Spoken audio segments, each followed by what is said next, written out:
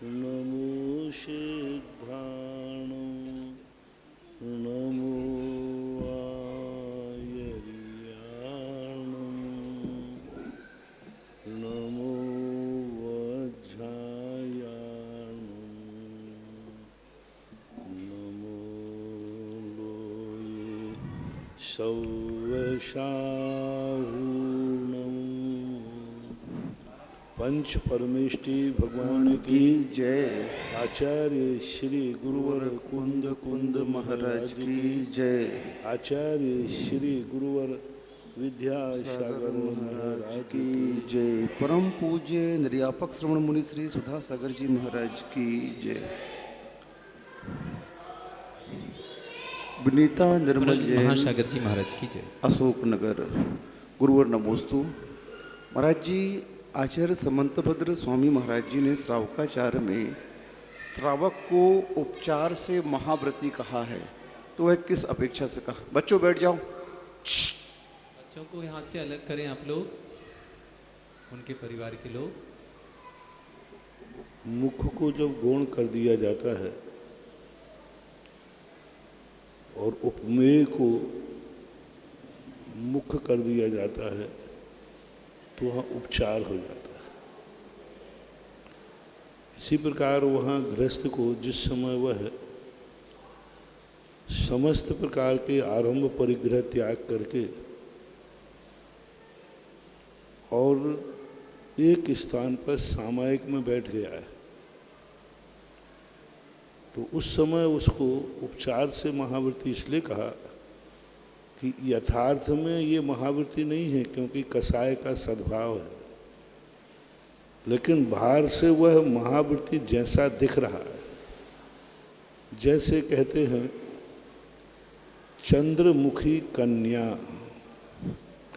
तो चंद्रमुखी कन्या कहने का अर्थ उसका मुख चंद्रमा नहीं है, अच्छा लगता है। चंद्रमा जैसे अच्छा लगता है ऐसा उसको अच्छा लगता है। तो ये उपमा दे दी जाती है। किसी को कह जाते अरे भाई ये साक्षात शेर है, शेर, तो अब शेर का तो कोई लक्षण है ही नहीं उसमें, लेकिन उसकी वीरता, उसकी शूरता देख करके कि इतना बड़ा शूरवीर है कि हाथी से भी भिड़ जाता है, उसकी शूरता और वीरता को देख करके शेर की उपमा दी जाती है। तो इसी प्रकार से गृहस्थ को जिस समय वह सब त्याग करके सामायिक में बैठता है, उस समय उसने त्याग कर दिया, मेरा आरंभ परिग्रह सब त्याग, तो उपचार से महाव्रत कह दिया जाता है। जैसे यारिकाओं को उपचार से महाव्रती कहते हैं, वो महाव्रती है नहीं, इसी शेर के समान, ये तो साक्षात शेर है। इसी प्रकार आरिका महाव्रती है नहीं, लेकिन उपचार से उसको महाव्रती कहा जाता है। गृहस्थ महाव्रती है नहीं, लेकिन कहा जाता है कुछ गुणों को देख करके, कुछ विशेषताओं को देखकर, उन गुणों के आधार पर लेकर के उसको संपूर्ण रूप से कह देना, यह व्यवहार में देखा जाता है। निर्मल कुमार जैन नैनवा शिवरार्थी महाराज जी पूछ रहे हैं कि जिस दिन दूध की रसी हो तो उस दिन दूध से बनी सभी वस्तुओं का त्याग होता है कि मात्र दूध का त्याग होता है? त्याग करते समय शास्त्रों में ऐसा आया, किसी ने दूध का त्याग किया है तो दूध के त्याग से मावा भी आएगा। जो जो कार्य दूध के होते हैं वह कार्य जब तक होते रहेंगे तब तक वो सब दूध में आएगा। आपको उदाहरण दे सकते हैं, दूध से चाय बनती है, मलाई से भी बन सकती है कि नहीं? मावा से बन सकती है, मावा से चाय बनती है आराम से, बहुत अच्छी बनती है, बना के देख लें, चाय बन जाती है। तो इस प्रकार से वो तब तक तो दूध माना जाएगा, लेकिन संज्ञा लक्षण स्वरूप दोनों बदल जाएं, दही बन गया तो फिर नहीं माना जाएगा, फिर दही अलग रस हो गया। और गौरस का त्याग किया है तो दूध दही घी सभी त्याग माने जाएंगे। फिर भी त्याग करते समय व्यक्ति त्याग कर ले कि नहीं, मैं माँ दूध का त्याग कर रहा हूँ, मावा का नहीं, मैं मावा का त्याग करता हूँ, दूध का नहीं, तो उसके त्याग के अंतर्गत है। कई लोगों के मावा का त्याग है लेकिन दूध का त्याग नहीं, मावा नहीं खाएंगे। मावा गरिष्ठ होता है, दूध गरिष्ठ नहीं होता। दूध सुपाच्य, मावा गरिष्ठ में आएगा। तो किसी ने त्याग कर लिया, भाई मेवा का त्याग है, मावा का त्याग है और दूध का नहीं है, तो ये आपके त्याग के ऊपर आधारित है कि आप त्याग करते समय आपका क्या भाव है। प्रकाश चंद जैन पांड्या, इचलकरंजी, महाराष्ट्र। गुरुवर नमोस्तु। महाराज जी, इनकी जिज्ञासा है कि निंदा से ज़्यादा खतरनाक प्रशंसा होती है, तो निंदा से ज़्यादा खतरनाक प्रशंसा होती है, तो प्रशंसा पर हम कैसे अपने आप को नियंत्रित कर सकें? होती नहीं है। जो अज्ञानी होते हैं वे प्रशंसा में भूल जाते हैं। एक नीतिकार ने कहा, मैं अपनी निंदा सुन सकता हूं, मुझे इसमें कोई खेद नहीं होगा, लेकिन मैं इतना कायर भी नहीं हूं कि मैं अपनी प्रशंसा ना सुन सकूं। जब मैं अपनी निंदा सुनने को तैयार हूं और निंदा सुनने में हमारे राग द्वेष नहीं हुए, तो प्रशंसा सुनने में राग द्वेष ना हो तो सुनने में क्या बाधा है। जैसे निंदा के लिए कहा कि भाई निंदा सुनो, देखो शास्त्रों में ऐसा नहीं कहा कि आप निंदा को तो सुनो लेकिन प्रशंसा मत सुनो। क्या बात कही, अर्घाव तारन अशी प्रहार, आरती उतारते समय भी, तलवार लगाते समय भी दोनों में क्षमता भाव है तो बात है। नहीं नहीं मेरी प्रशंसा मत करना, क्योंकि हमें कसाय जाग जाएगी, हमें मान कसाय जाग जाएगी, मेरी प्रशंसा नहीं करो तो तुम कायर हो। नहीं मेरी बुराई कर सकते हो, मेरी निंदा जितनी करना हो करो, मुझे निंदा से कोई फर्क नहीं पड़ता, यानी तुम कमजोर हो। पुण्य और पाप दोनों में क्षमता, कंचन और कांच दोनों में, सोना और पीतल में दोनों में क्षमता भाव रखना है। कोई प्रशंसा अर्घाव आरती उतारता है तो आप रोकने वाले कौन है? आप क्यों रोक रहे? कोई आपको तलवार मार रहा है, गाली दे रहा है, तो आप रोकते क्यों हैं? जब आपने गाली नहीं रोकी तो प्रशंसा भी मत रोकी। और कमजोर व्यक्ति के लिए निंदा में क्रोध जागता है, प्रशंसा में मान जागता है, तो वो तो दोनों हानिकारक है। किरण जैन, अमरपाटन। गुरुवर नमोस्तु। महाराज जी, इनकी जिज्ञासा है कि कसाय मात्र अहित ही करती है कि कसाय के माध्यम से हित भी होता है? कसाय मात्र अहित ही करती है कि कसाय के माध्यम से हित भी होता है? कसाय के माध्यम से हित भी होता है कि अहित होता है मात्र? कसाय से तो सदा अहित ही होता है, लेकिन यदि कसाय अपना हित का रूप धारण कर ले कि यदि मैं इसको डांट लगाऊंगा तो इसका हित हो जाएगा, तो वह उसका राग भाव है, द्वेष भाव नहीं। डांट लगा रहा है, देखने में आ रहा है कि माँ बेटे से क्रोध कर रही है, उसको डांट रही है, लेकिन सत्य ये है कि वो बेटे से राग कर रही है। राग भाव डांट के लिए कर रहा है, डांटने कसाय नहीं है। माँ जब भी बेटे को डांटती है, कितना भी डांटे, उस समय उसकी राग भाव जागता है, क्योंकि वह मेरा बेटा है। गुरु शिष्य को डांटते हैं तो द्वेष भाव नहीं आता, क्रोध कसाय नहीं है। अपन को क्रोध कसाय आएगी, लेकिन सत्य पूछा जाए तो वह राग भाव है। इसलिए ऐसा क्रोध आदि कसाय जो सामने वाले के लिए हितकारी हो, तो ऐसी कसाय के लिए कोई बाधा नहीं। कर्म सिद्धांत के अनुसार पुण्य प्रकृतियों में स्थिति अनुभाग कसाय ही डालती है। यदि कसाय की हम सर्वथा निंदा करेंगे तो व्यवहार नहीं चलेगा, लेकिन कसाय की हम प्रशंसा कर देंगे तो मोक्ष नष्ट हो जाएगा, मोक्ष मार्ग का नष्ट हो जाएगा। उचित कजातित कसायों का अभाव खतरनाक है, और कसाय थोड़ा बहुत क्रोध आदि भाव होते हैं, वो संसार में जीने में सहायक बनते हैं। हिंसा आदि भाव ठीक नहीं है, लेकिन हिंसा का सर्वथा त्याग कर दिया जाए तो संसार नहीं चलेगा। ठीक नहीं है हिंसा, लेकिन हिंसा के बिना कौन सी जिंदगी चलेगी, कौन सा कार्य होगा? श्वास भी नहीं ले पाओगे, मंदिर भी नहीं बना पाओगे, अभिषेक भी नहीं कर पाओगे, कुछ भी नहीं कर पाओगे। अब ये हिंसा है, लेकिन हिंसा को यदि हम सर्वथा निंदा करें तो उसके बिना जी नहीं पाओगे। झूठ है, झूठ बुरा है, निंदनीय है, लेकिन सर्वथा त्यागने योग्य नहीं। व्यवहार में हमें झूठ से जिंदगी चलाना पड़ेगी। सामान्य से पूछा जाए झूठ प्रशंसनीय है कि निंदनीय है, तो क्या कहेंगे? निंदनीय है, लेकिन सर्वथा निंदनीय नहीं। आप सामने बैठे हैं, कसाई ने पूछा महाराज यहाँ बताइए गाय गई है कि नहीं, सत्य बोलूं कि झूठ बोलूं? झूठ निंदनीय है। यदि मैं सर्वथा झूठ का त्याग कर दूं तो गाय मर जाएगी।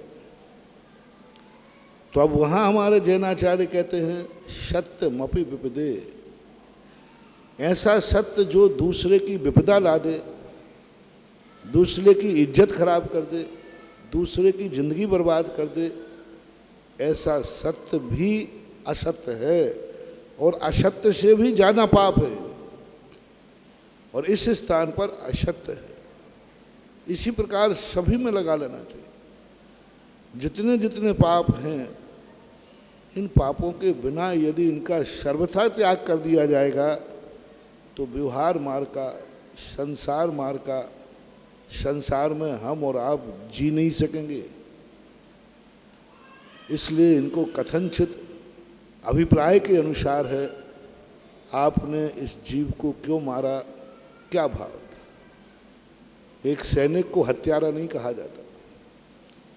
दिन भर बंदूक की गोली पर उंगली रखे रहता है, और निशाना किसको बनाया है? सामने वाले मारने का भाव है, निरंतर मारने का, निरंतर मारने का भाव है, निरंतर, एक क्षण को भी वह मारने के भाव का त्याग नहीं करता। और छोटे मोटे जीव को मारने का भाव नहीं है, संगी पंचेंद्री मनुष्य को मारने का भाव। संगी पंचेंद्री मनुष्य को मारने का दिन भर निशाना लगा के बैठा हुआ है, और मार भी दिया, मार भी दिया, तो भी उसको हत्यारा नहीं कहा।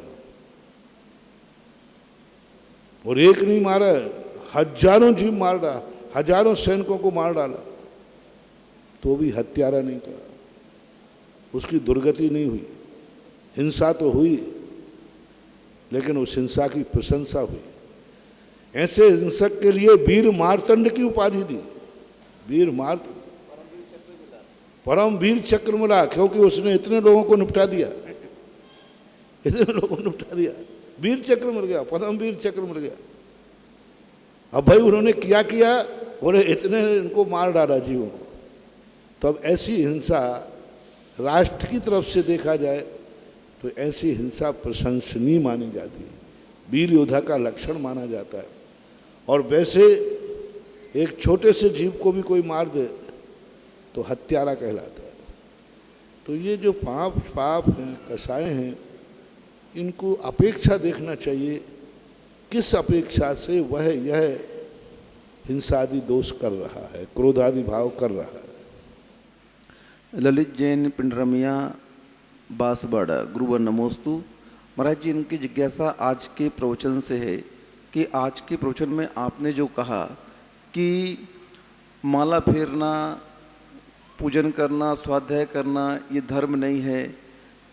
महाराज जी, हम लोग को ये समझ में नहीं आ रहा है कि हम लोग इस क्रिया को करते हुए उस आत्मस्वरूप को कैसे प्राप्त कर पाएंगे। ये धर्म नहीं है, ऐसा मानने वाला जो इनको धर्म मानता है वो मिथ्या दृष्टि है, व्यवहाराभासी है। ये धर्म नहीं है, धर्म के साधन है। धर्म कहना और धर्म के साधन कहना बहुत अंतर। और धर्म के दो रूप होते हैं, एक साधन रूप और एक साध रूप। धर्म के दो रूप होते हैं, एक परंपरा से भी साधन और एक साक्षात साधन। घड़ा बनता है, घड़ा में कितने लोगों का सहयोग होता है, कुम्हार का भी, चाक का भी, गधा का भी।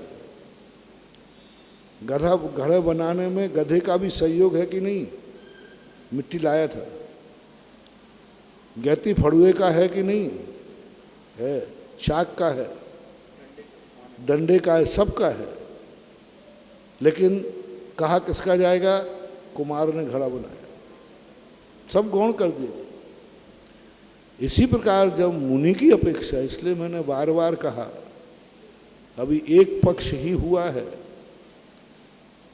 जिस दूसरे पक्ष को कभी कभी सिद्ध करने के लिए दूसरे पक्ष को पहले सिद्ध करना पड़ता है, अन्यथा दूसरा पक्ष भी नीचे आ जाएगा। यदि मैं सीधे नमोकार मंत्र की प्रशंसा करूं तो जो शुद्धोपयोग में थोड़े बहुत मुनिराज रहते हैं वे भी नीचे आ जाएंगे, क्योंकि हर व्यक्ति सरल मार्ग चाहता है। तो मुनिराजों की अपेक्षा से मैंने कहा उत्कृष्ट मुनिराज इनका आलम्बन नहीं लेते, और लेंगे तो उनकी उत्कृष्टता नष्ट होगी। इसलिए वह मुनिराजों की अपेक्षा से कथन है। अभी आपका पक्ष तो हमने लिया ही नहीं। मैंने ये भी कहा कि हम मुनिराज लोग भी उस उत्कृष्ट दशा को कुंदकुंज स्वामी के कहने के बाद भी नहीं छोड़ पा रहे। एक डॉक्टर को जब किसी को फ्रैक्चर होता है तो उससे कहते बॉकर छोड़ो चलो, तो वो कहता है नहीं डर लग रहा है, मैं गिर जाऊंगा। मना करने पर भी वो पकड़ता है, बार बार कहना पड़ता है, क्योंकि वो विल पावर नहीं बना। डॉक्टर कहता है बॉकर छोड़ दो चलो आगे, वो कहता है नहीं मैं गिर जाऊंगा, वो डरता है और बॉकर पकड़ लेता है। ऐसे ही हम मुनियों की दशा का वर्णन मैं कर रहा हूं कि कुंदकुंज स्वामी कह रहे हैं कि तू आलम्बन छोड़, सारा जगत तेरे सहारे पर है और तू किसी का सहारा लिए। देवी फिरे दिनों की मारी, पंडा कहें सीधो लाओ। अरे सारा जगत तेरा सहारा ले लिया है, ले रहा है, सारा जगत तेरी शरण में आ रहा है और तू किसी के शरण में है। ये कैसा मुनि है?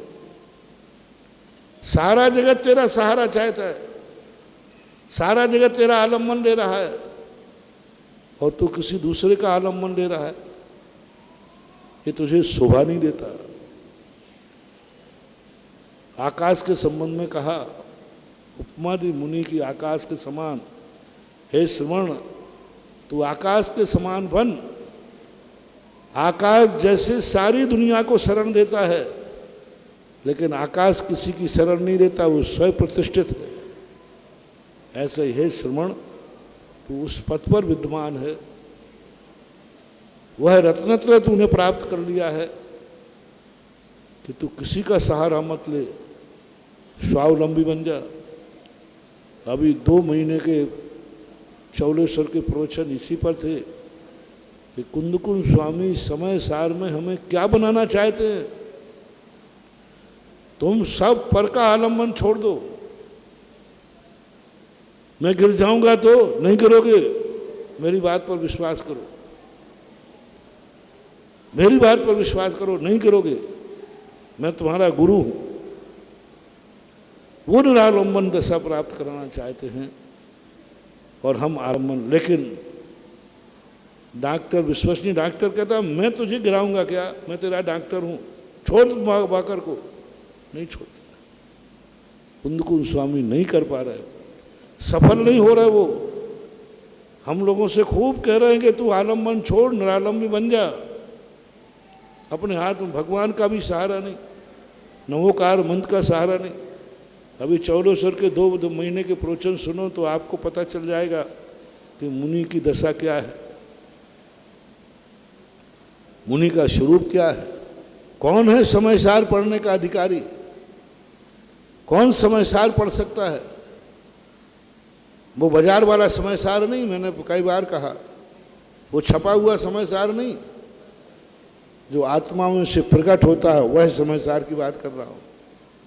वो समयसार कागज वाला तो पीएचडी वाला भी पढ़ लेगा, मिथ्या दृष्टि पढ़ ले। वो समयसार तो बारातों में भी बढ़ जाता है, वो समयसार तो खरीद के बारातों में बांट देते लोग, जहाँ चाहे मिल जाएगा। वह समयसार जो कुंदकुंज स्वामी ने कहा, जो रत्नत्रय में स्थित है, वह समयसार कौन है पढ़ने का अधिकारी? किसके अनुभव में आता है?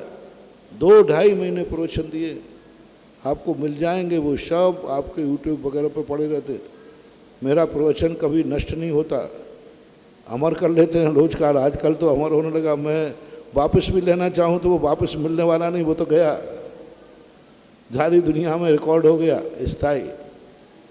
वहाँ पर समझें, चौलेश्वर में जो चिंतन आया कुंदकुंज भगवान के संबंध में, बड़े आनंद की बात आई कि कुंदकुंज स्वामी हमें डॉक्टर बॉकर छुड़ा करके, हमारा दुश्मन नहीं है कि जो फिर से पैर तोड़ना चाहता है।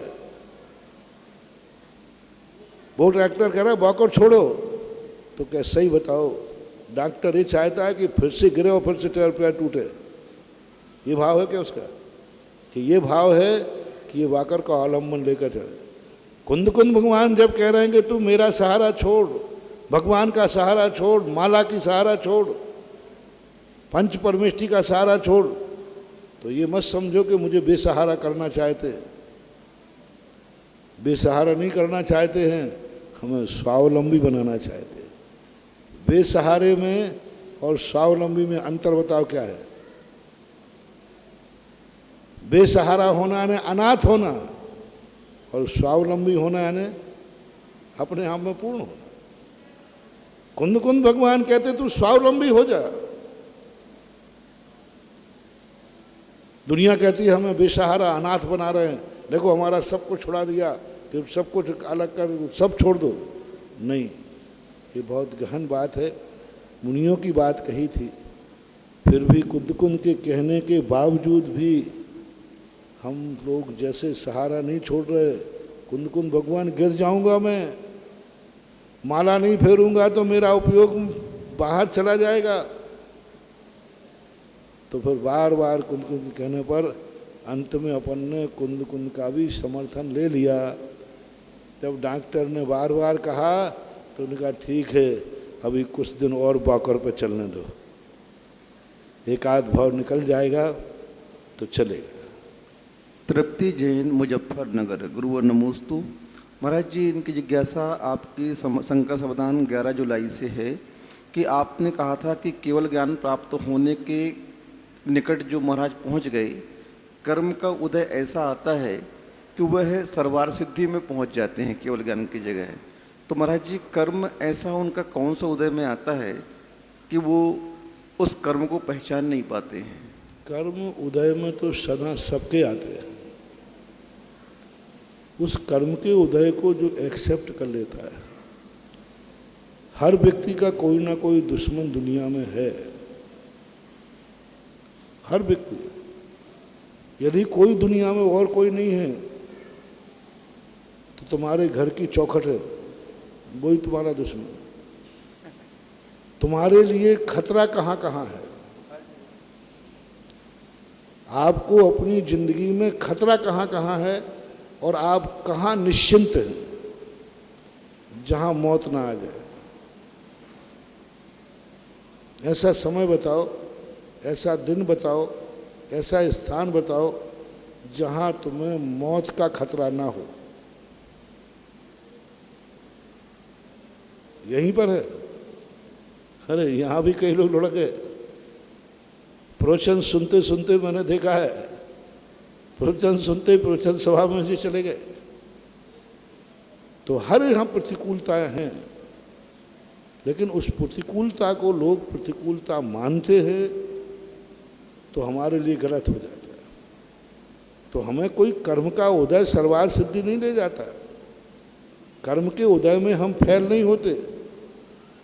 हम पहले अपराध कर लेते हैं, फिर जेल में पहुंचने के बाद कहते हैं महाराज देखो हम बाहर निकलना चाहते हैं, लेकिन ये शिक्षा मुझे बाहर नहीं निकलने दे रहा है, ये जेलर मुझे बाहर नहीं जाने दे रहा है। 5 पांडव तो बैठे महाराज, लेकिन 2 तो सरवार सिद्धि चले गए। वो सब उनकी गलती है। जेल उनका, उन्होंने ऐसा कर्म बांधा किसने?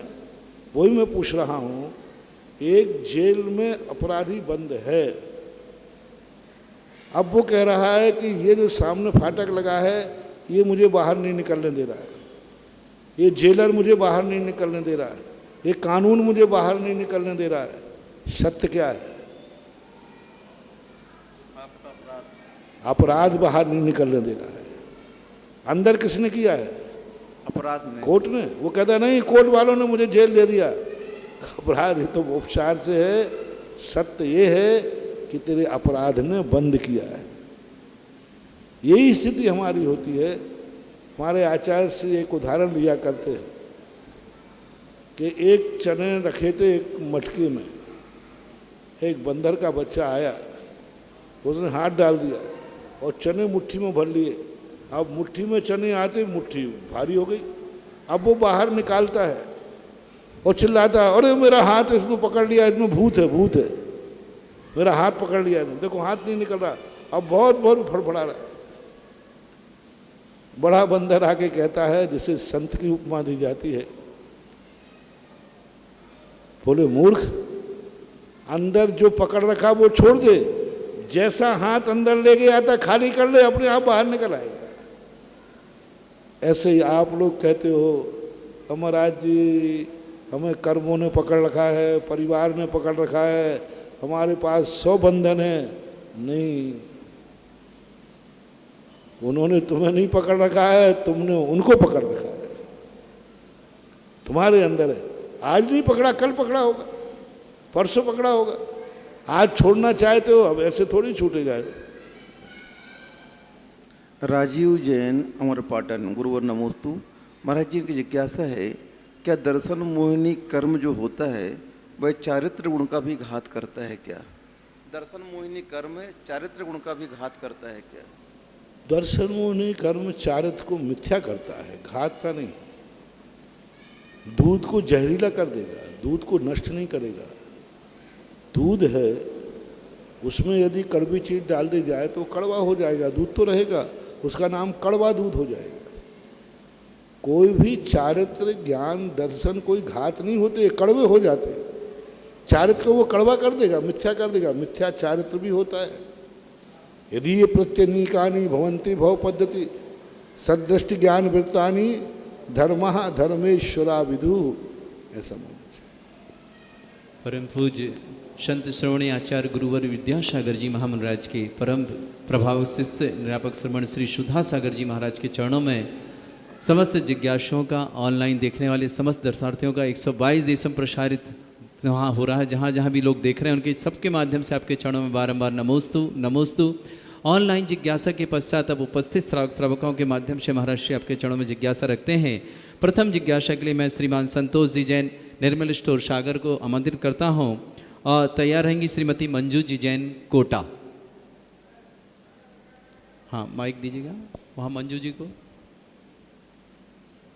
पूज्य मुनि सुधा सागर जी के चरणों में हमारे सागर के सभी मित्रगणों का, हमारे पूज्य पिताजी का, माताजी का, सभी स्वाध्याय मंडल के सदस्यों का बारंबार नमोस्तु नमोस्तु।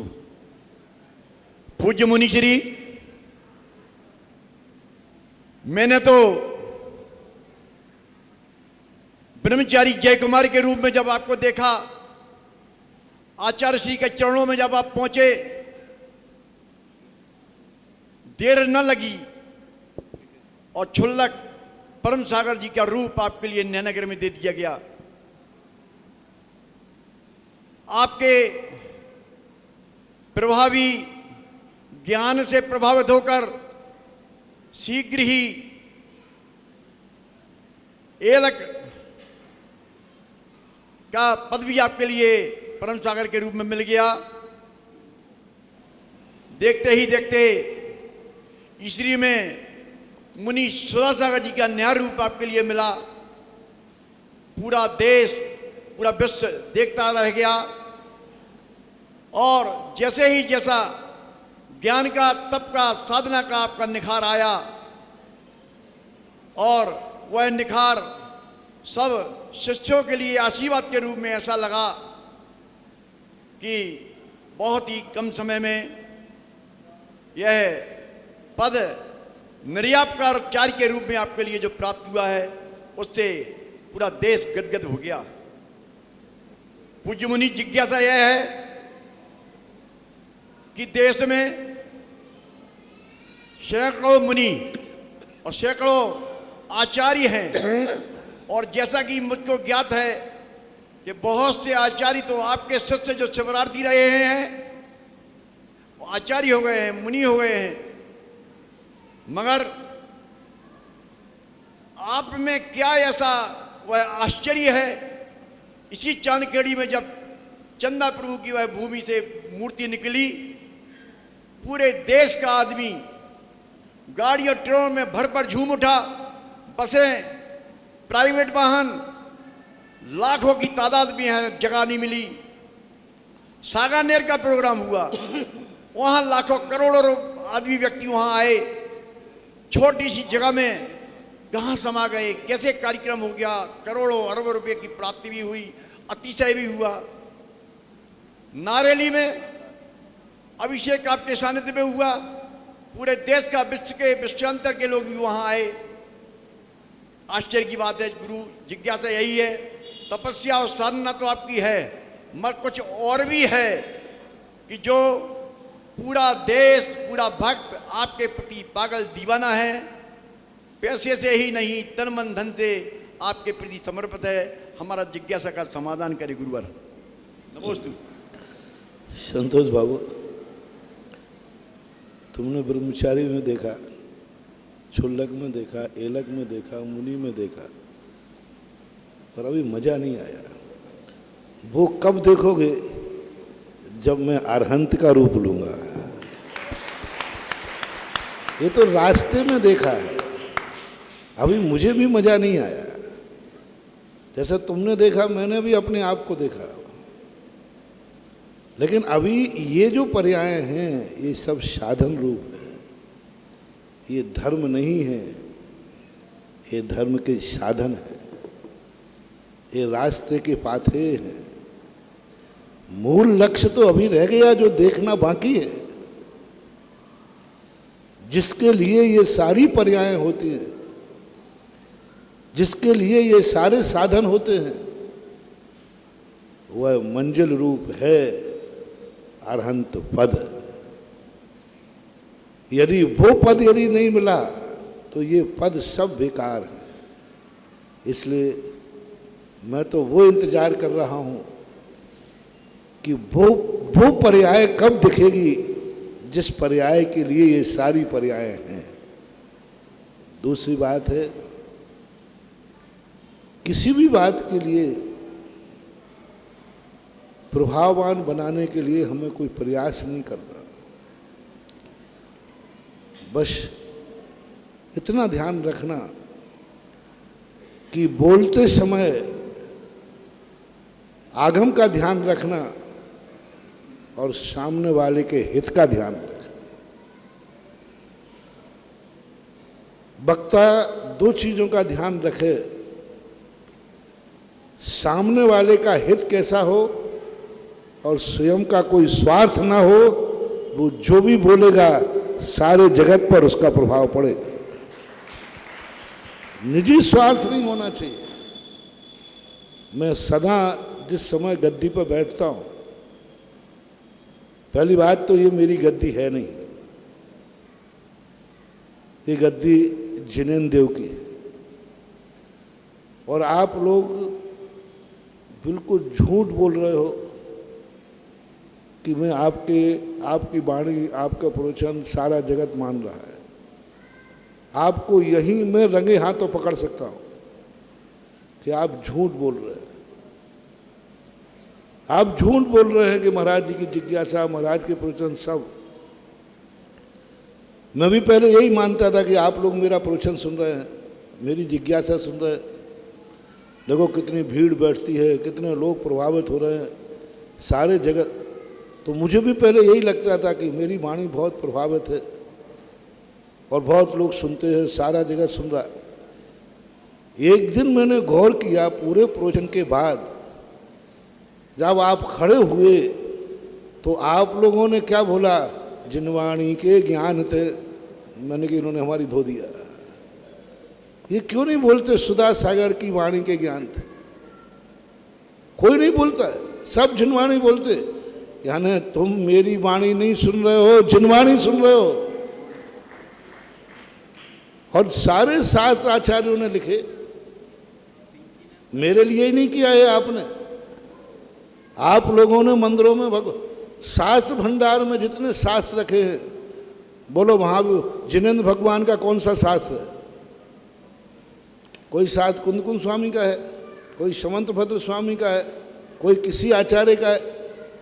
लेकिन जब तुमने अर्घ चढ़ाया तो क्या रहा, तीर्थंकर की ध्वनि गणधर ने सुनी यंद, अंग रचे चुनी ज्ञानमयी सो जिनवर वाणी।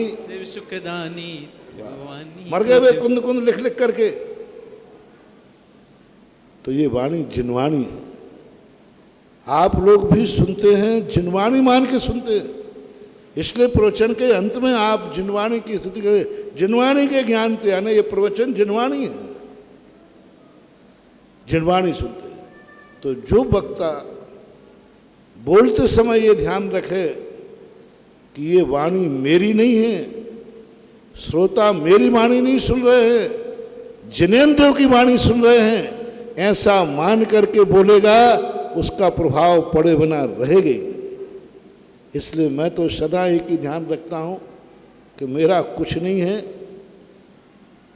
जो कुछ भी है मैं कुछ जानता नहीं हूं, लेकिन जो भगवान जानते हैं वो सब मैं जानता हूं। मैं कुछ जानता, मैं कुछ नहीं जानता, लेकिन भगवान जो जानते हैं वो मैं सब जानता हूं। तो ये है निस्वार्थ, सामने वाले का हित का विचार करो और निजी स्वार्थ मत रखो। कभी वाणी खाली जाती नहीं, वाणी का प्रभाव पड़ता है। मैंने देख लिया किसी भी क्षेत्र पर बैठ करके, जब हम क्षेत्र के संबंध में बोलते हैं, आज तक मेरी कोई भी क्षेत्र की योजना इस मंच से घोषित हुई कभी फैल नहीं हुई। ये मेरा प्रभाव नहीं है, ये मेरा प्रभाव नहीं है। ये इस बात का प्रमाण है कि मुझे किसी एक क्षेत्र से मतलब नहीं है, मुझे जगत के सारे क्षेत्रों से मतलब है। कोई एक क्षेत्र बनाकर मठाधीश नहीं बनना। हमारा तो हर क्षेत्र, हर प्रतिमा, हर व्यक्ति, गृहस्थ का हित किसमें है। मैं भगवान के पक्ष में भी कभी नहीं बोलता। मैं तो ये सोचता हूँ, भगवान आपके लिए क्या मैं उपदेश दे सकता हूँ। हमारे श्रावक का, हमारे भक्त का हित जिसमें है वह कार्य मैं करता हूँ। तो हित की बात हमेशा हर व्यक्ति सुनना चाहता है, वही सुनाता। श्रीमती मंजू जी कोटा और तैयार रहेंगे ब्रह्मचारी महावीर भैया जी। मेरे परम उपकारी आराध्य गुरुवर के चरणों में बारंबार नमोस्तु नमोस्तु नमोस्तु।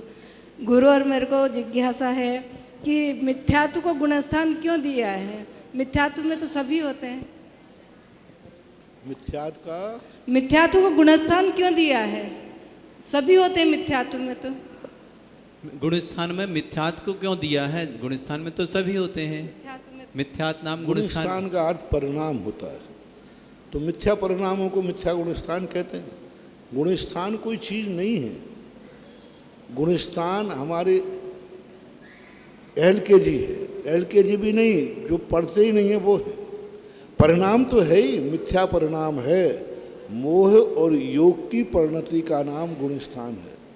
तो मिथ्या दृष्टि के पास भी मिथ्या मोह है और योग है, मन वचन काय है, तो परिणाम तो वो करते ही है, इसलिए गणना तो कुछ न कुछ आएगी। भली सारे संसारी जीव मिथ्या दृष्टि है, सारे संसारी जीव मिथ्या दृष्टि होते तो फिर भली गुण स्थान नहीं देते, लेकिन कुछ सम्यक दृष्टि भी है। सम्यक दृष्टियों को अलग करने के लिए हमें मिथ्या दृष्टि को अलग करना ही पड़ेगा। यदि हम सम्यक, मान लीजिए कंकड़ पत्थर है, उसमें रत्न पड़ा हुआ है, तो रत्न उठाते ही लोग पूछेंगे इसको क्यों नहीं उठाया आपने, तो कहना ही पड़ेगा ये कंकड़ है, ये खोटा है। तो चोखे का जब चयन होता है तो खोटे का हमें अलग से विशेषता दिखाना पड़ती है। इसलिए ब्रह्मचारी महावीर भैया जी तैयार रहेंगे। श्रीमती आशा जी जैन कोटा। मेरे गुरुदेव को बारंबार नमोस्तु।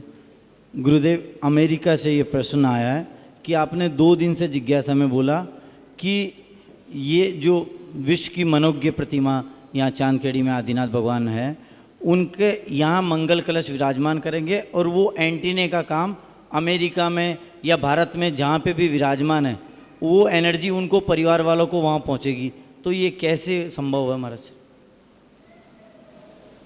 जैसे टावर से संभव है, आप अमेरिका के से टेलीकास्ट करते हैं किसी भी चीज़ को, वो भारत कैसे आ जाता है? आपके सीधे मोबाइल पे आता है कि पहले टावर पे आता है? टावर पे आता है। अमेरिका से फेंकी हुई बात यहाँ कैसे आ जाती है? बीच में ना कोई लाइन बिछी है, ना कोई तार है, कुछ भी तो नहीं है, बीच में आकाश है, इतना बड़ा समुद्र है। जब एक टेलीविज़न पर टेलीकास्ट करने वाली कोई भी पर्याय, कोई भी भावना, कोई भी शब्द क्षण मात्र में अमेरिका से यहाँ कैच कर लेता है टावर और आपके मोबाइल में आ जाता है, इसी प्रकार से हमारे भगवान के चरणों में, हमारे किसी भी कार्यक्रम में बैठा हुआ मंगल कलश, ध्वजा आदि, ये आपके लिए यहाँ से फेंकी हुई टेलीकास्ट की हुई एनर्जी, आप जहाँ होंगे, यदि आपके पास नंबर है, मोबाइल है, तो बराबर वो आपको कैच करेगी और आपको एनर्जी प्रभावित करेगी। जय हो। यदि आपके पास नंबर नहीं है, फोन नहीं है और टावर नहीं है, तो फिर बरगनाएँ तो जाएंगी।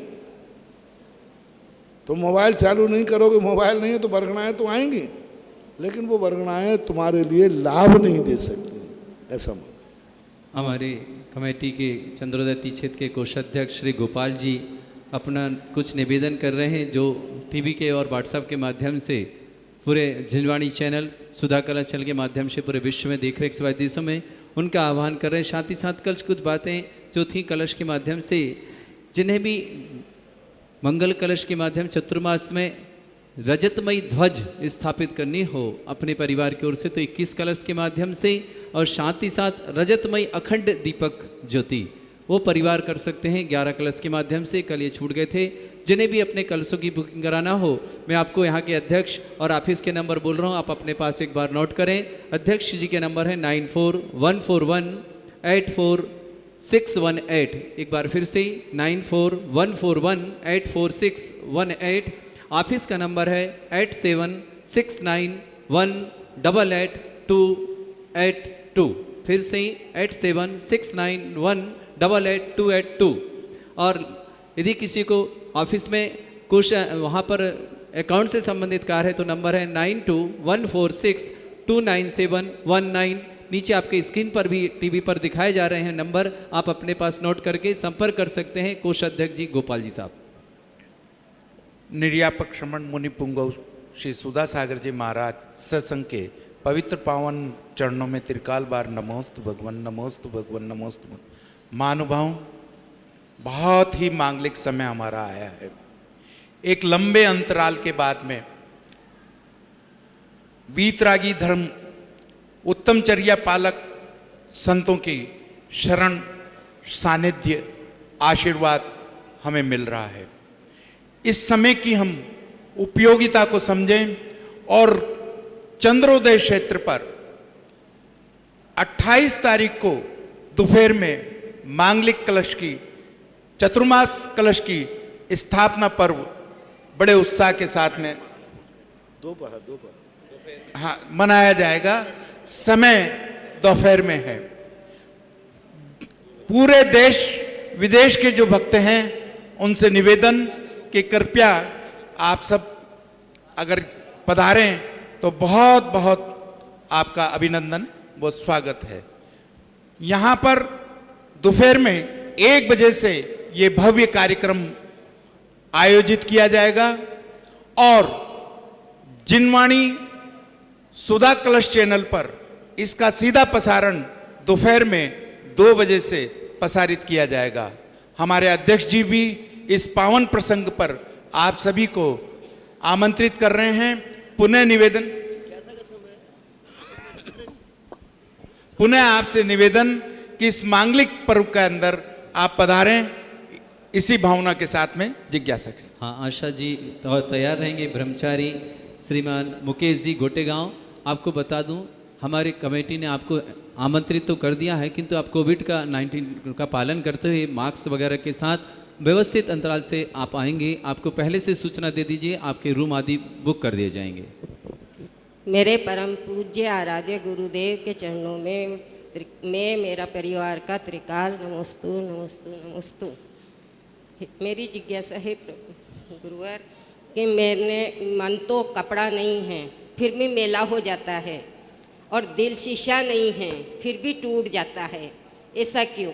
महाराजा समाधान कीजिए। हाँ, मन तो कपड़ा नहीं है फिर भी मैला हो जाता है और दिल शीशा नहीं फिर भी टूट जाता है, ऐसा क्यों? ये हमारा भ्रम है।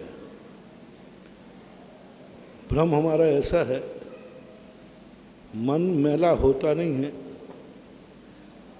ये सारे मैल देखते देखते मन में भी मैल दिख जाता है। मन मैला होता कहाँ है? मन तो मन है।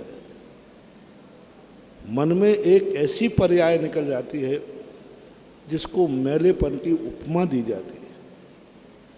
उपमा रूप है। मन तो जैसा होता है वैसा ही होता है। कोई जैसे कपड़े में मैल लग जाता है ऐसे मन में कोई मैल चिपक नहीं जाता।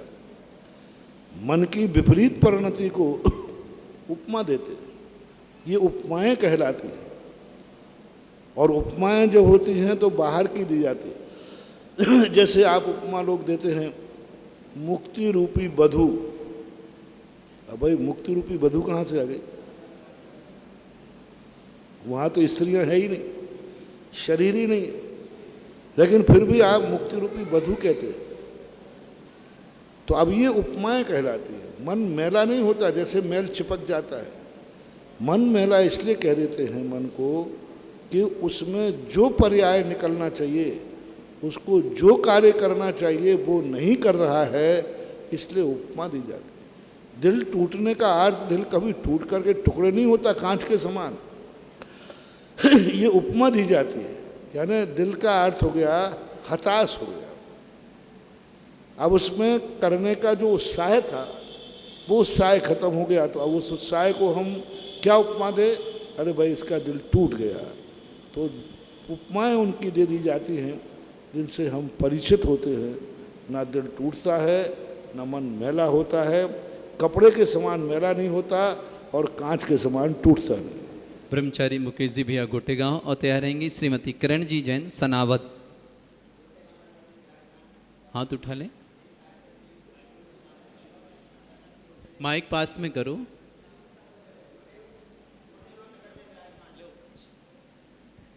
गोटेगांव नगर में विराजमान परम पूज्य ज्येष्ठ आर्यिका गुरुमती माता जी के सत्संग की ओर से आपके चरणों में त्रैकाल नमोस्तु नमोस्तु नमोस्तु। हमारी ओर से गुरुवर नमोस्तु नमोस्तु। गुरुवर मेरी जिज्ञासा है, परम पूज्य आचार्य भगवंत गुरुदेव जी ने गोमटेश अष्टक में हिंदी अनुवाद किया है। अंतिम 2 पंक्तियाँ लिखी हैं, गोमटेश के चरण में नत हो बारंबार, विद्यासागर कब बनूं भव सागर कर पार। जबकि गुरुदेव वो तो स्वयं विद्यासागर जी हैं, फिर भी उन्होंने ये लिखा है। तो बात है, यही तो बात है। दुनिया उनको विद्यासागर मानती है। कौन? कुएं का मेंढक। कुएं का मेंढक तालाब को बहुत बड़ा मानता है, लेकिन तालाब का मेंढक कहता है ये भी छोटा है। यही तो विशेषता। अभी जैसे कहा था कि भाई मुनि अवस्था है, नहीं, अभी अरहंत अवस्था बाकी है। पूर्ण ज्ञान 12वें गुण स्थान में भी अज्ञानी कहा। शुद्ध केवली जो द्वादशांग के ज्ञाता होते हैं वे अपने आप को अज्ञानी कहते हैं। क्यों? केवल ज्ञान नहीं है। दुनिया कितना भी बड़ा माने, बड़ा आदमी स्वयं को बहुत छोटा मानता है। यही बड़े पने की विशेषता है। तो वो नाम भले दुनिया की दृष्टि में विद्या के सागर हैं, क्योंकि सबका ज्ञान छोटा है, लेकिन उनकी दृष्टि में अभी वो विद्या सागर नहीं है।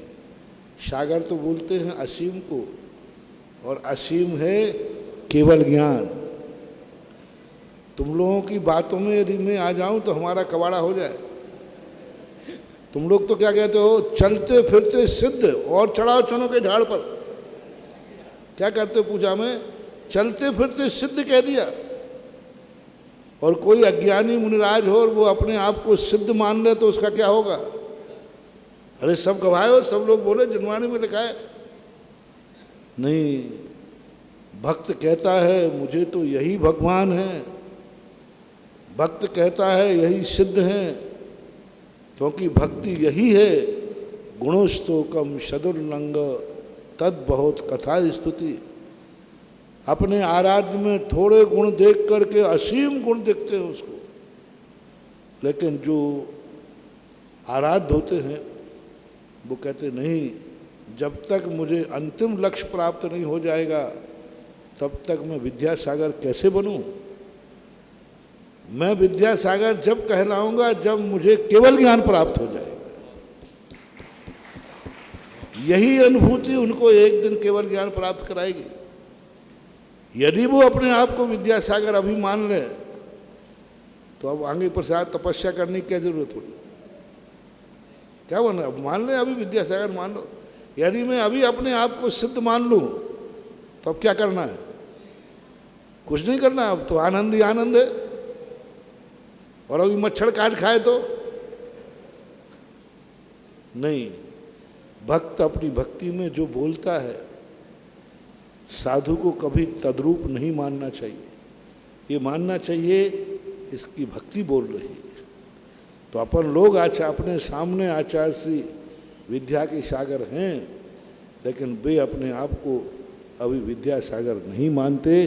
यही उनकी विशेषता है और हर साधु की यही विशेषता होना चाहिए।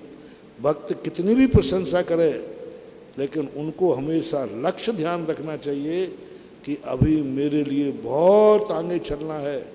जब तक वो पर्याय में नहीं पालूंगा तब तक मैं अपने आप को पूर्ण नहीं मान सकता, ऐसा मान। श्रीमती किरण जी सनावत और तैयार रहेंगे पंकज जी शास्त्री। मुनीष जी, मेरा तय बात नमोस्तु नमोस्तु नमोस्तु। मेरी जिज्ञासा है, स्वयंभू रमन समुद्र में जो महामत्स्य होता है वह भी पंचम गुण स्थान प्राप्त करता है, जबकि वहाँ जीन बिंदर दर्शन नहीं है, ना कोई उपदेश मिलता है। और हमें यहाँ साक्षात जीन बिंब दर्शन भी है और गुरु का उपदेश भी है, तो भी हम व्रती नहीं हो सकते, ऐसा क्यों? गुण स्थानों की जब व्याख्या होती है तब परिणामों के ऊपर होती है। आचार और विचार दो प्रकार का मानना चाहिए। एक होता है श्रावक, उस मत्स्य को श्रावक नहीं कहा। वह मत्स्य पंचम गुण स्थानवर्ती बन सकता है, लेकिन वो मुनिराज को आहार नहीं दे सकता। मुनिराज उसे छू नहीं सकते। वह मंदिर में आकर अभिषेक नहीं कर सकता, मंदिर में नहीं जा सकता, पंचम गुण स्थानवर्ती है। और श्रावक चौथा गुण स्थानवर्ती है। कथनचित अंदर से मिथ्या दृष्टि भी है, तो भी अभिषेक कर रहा है, महाराज को आहार दे रहा है। ये विशेषता उसके पर्यायगत है। बाहर की अपेक्षा देखा जाए वो निकृष्ट है, पर्याय की अपेक्षा से निकृष्ट है, लेकिन परिणामों में उसकी कसाई इतनी मंद हो जाती है इतनी मंद हो जाती है कि वो भूखा बैठा रहता है, मछलियां उसके मुंह में से निकल जाती हैं, लेकिन एक मछली को भी खाने का भाव नहीं करता, भूखा रह जाएगा। पत्तियां खाता है, वनस्पतियां खाता है। पूज्यवर भीमसेन स्वामी महाराज ने लिखा, जब शेर को पंचम गुण स्थान प्रकट हो जाता है तो मांस तो छोड़ो, वो गीले पत्ते भी नहीं खाता, सल्लकी आदि वृक्षों के सूखे पत्ते खाता है। अब मांसाहारी जानवर है, लेकिन उसकी कसाई इतनी मंद हो गई कि वो कहता नहीं, गीले पत्तों में भी जीव है, वो सूखे पत्ते खाता, भूखा रहेगा। हिरण उसके सामने घूम रहे, लेकिन वो नहीं खाता। ये कसाई की मंदता होने से उसका गुण स्थान पंचम हो जाता है। मनुष्य जो है कसाई की मंदता नहीं कर पा रहा है, कसाई की मंदता नहीं कर पा रहा। क्रोध आने पर वो दूसरे को मार भी सकता है, मिटा भी सकता है। इसलिए इसका उस मत्स्य से भी उत्कृष्ट पर्याय होकर के भी कहो मनुष्य अविरत सम्यक दृष्टि है, मिथ्या दृष्टि भी रह सकता है और वो बन सकता है। परिणामों के ऊपर जानना चाहिए। बाह्य क्रिया की तुलना में वो त्रियंच निकृष्ट है, अभ्यंतर परिणामों की क्रिया में वो उत्कृष्ट है। पंकज जी शास्त्री तैयार रहेंगे। अनीता जी रामगंज मंडी। गुरुवर के चरणों में कोटिशत नमन।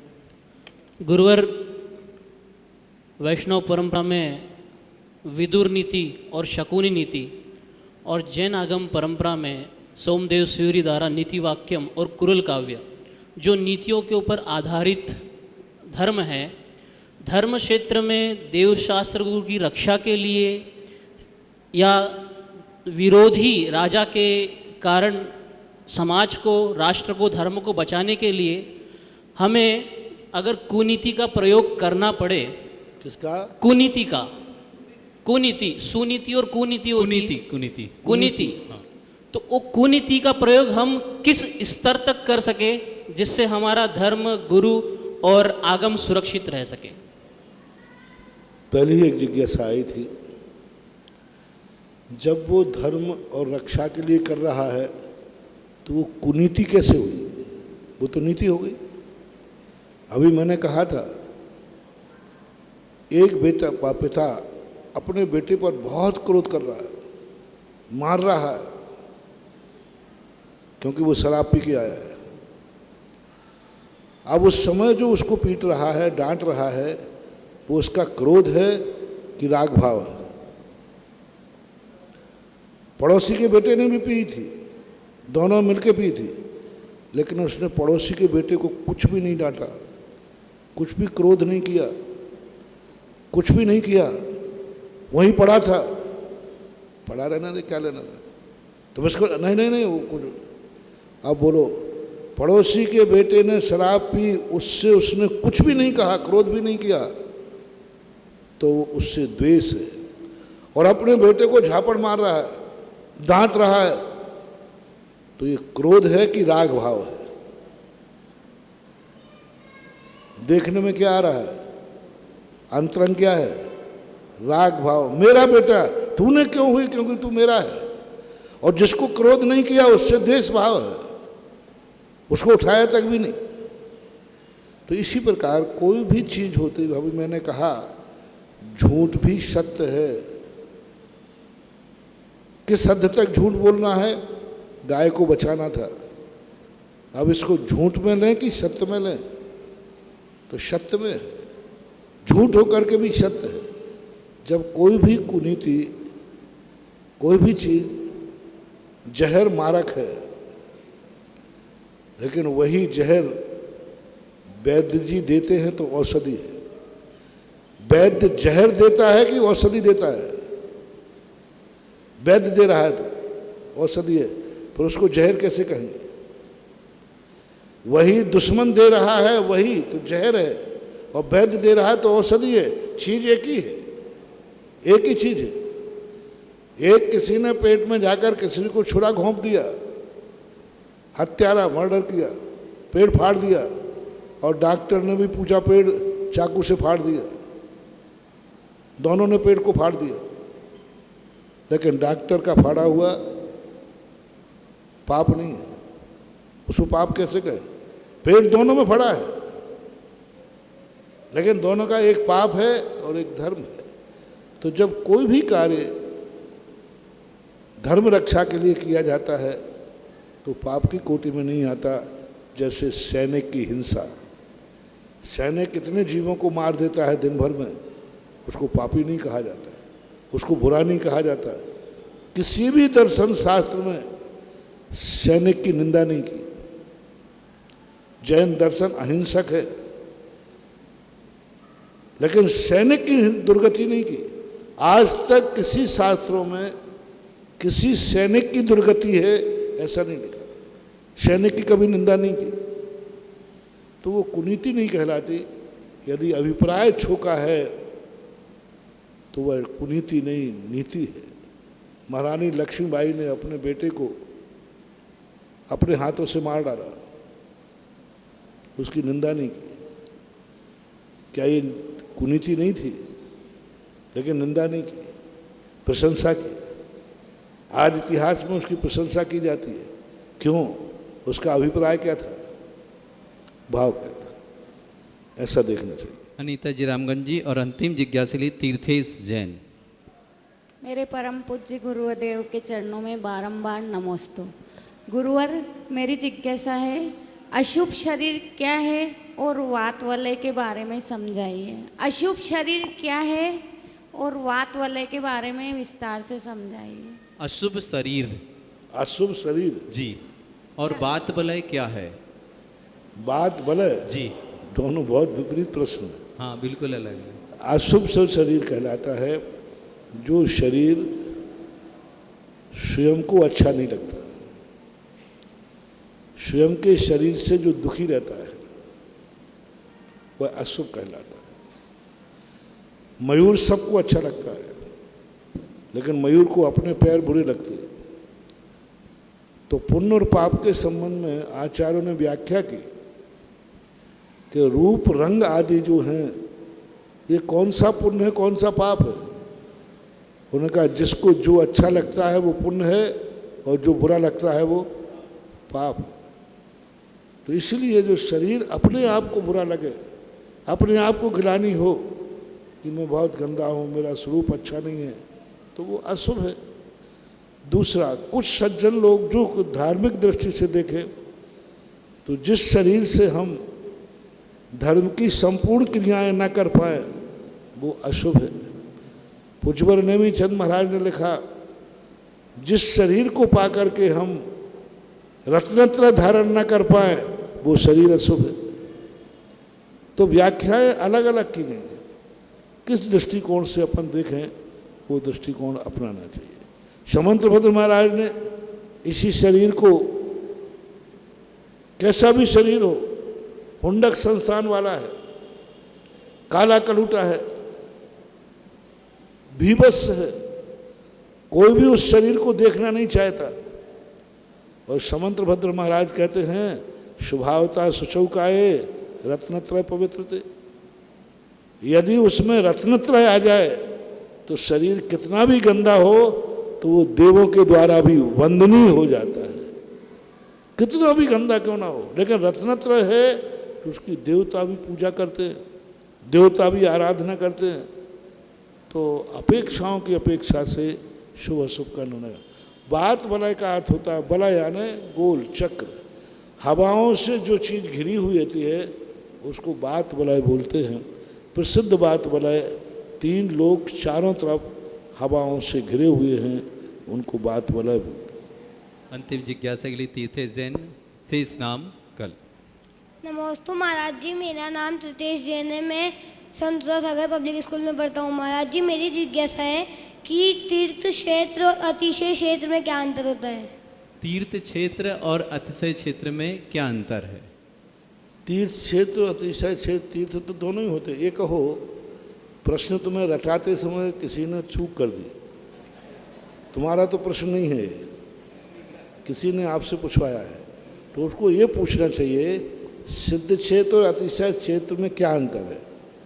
क्योंकि तीर्थ तो दो होते हैं, तीर्थ का एक है, तीर्थ दो सिद्ध और अतिशय तीर्थ होते हैं। तो तीर्थ का अर्थ होता है जहाँ से घाट होता है, तीर्थ का अर्थ होता है घाट, जहाँ से व्यक्ति पार होता है, जहाँ से व्यक्ति निर्मल होता है, जहाँ से व्यक्ति प्यास बुझाता है। तो धर्म कैसे तीर्थ है? जहाँ आने के बाद लोग संसार से पार होने का रास्ता पाते हैं, जहाँ आते ही लोगों के परिणाम निर्मल हो जाते हैं, जहाँ आने से ही लोगों को प्यास शांत हो जाती है, यानी शांति मिलती है, उसको तीर्थ बोलते हैं। बोलिए परम पूज्य निरापक श्रमण श्री सुधा सागर जी महाराज की जय। जिनवाणी स्तुति करके बैठे रहे, अपन बोली भी करेंगे। पूज्य महाराज, हाँ चलिए बोली कर ले।